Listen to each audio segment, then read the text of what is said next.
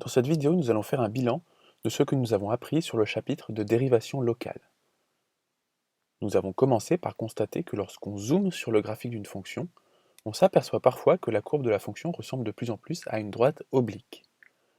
Lorsqu'après un zoom sur une fonction f en un point d'abscisse a, on obtient une droite oblique, on dit que la fonction f est dérivable en a.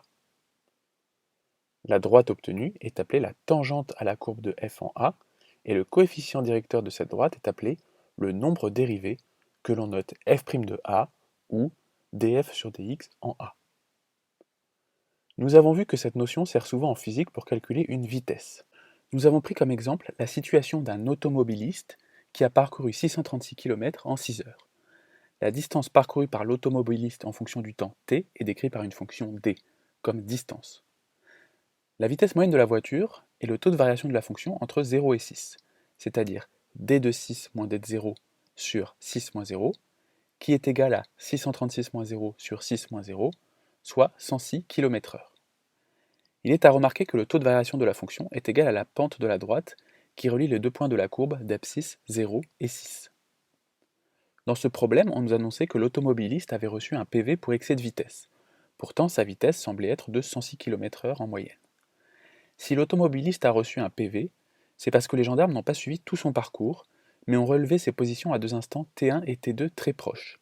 Et si l'on fait ça, on se rend compte que le coefficient directeur de la droite obtenue est proche de 155 km/h.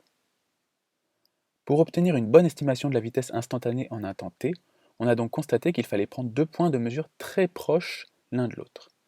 Cette interprétation graphique nous a permis de donner la définition très précise du nombre dérivé, c'est-à-dire si le taux de variation f de x moins f de a sur x moins a entre deux points a et x se rapproche de plus en plus d'un nombre réel L lorsque x se rapproche de plus en plus de a, alors on dit que la fonction f est dérivable en a et que L est le nombre dérivé de f en a.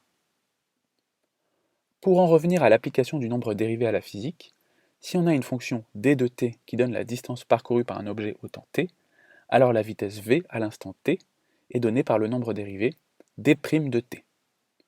On peut donc faire une correspondance. Le taux de variation entre t1 et t2 est le taux d'évolution moyen entre ces deux temps. Le nombre dérivé en t est le taux d'évolution instantané en cet instant. Nous avons également appris une formule qui donne l'équation de la tangente à la courbe de f en un point A. Cette équation est y égale f' de a fois x moins a plus f de a. Enfin, pour terminer sur ce chapitre de dérivation locale, nous avons remarqué que toutes les fonctions n'étaient pas forcément dérivables, et nous avons constaté 4 cas dans lesquels une fonction n'est pas dérivable. Premier cas, la fonction n'est pas définie, et dans ce cas, il n'y a aucun point sur lequel zoomer. C'est le cas ici pour la fonction inverse, qui n'est pas définie en 0.